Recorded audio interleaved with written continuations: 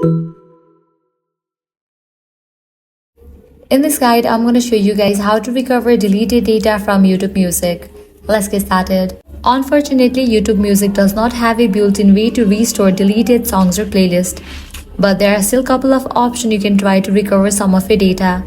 One of the best ways to recover your music is by using Google Takeout. If you have backed up your data with Google Takeout in the past, you might be able to recover your deleted music.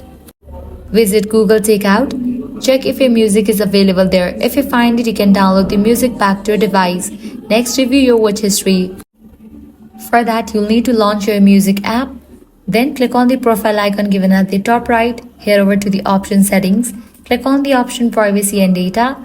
Click on manage watch history. Here you'll be able to see the songs you have recently played, and hopefully you'll find the tracks you thought were lost. And that's it.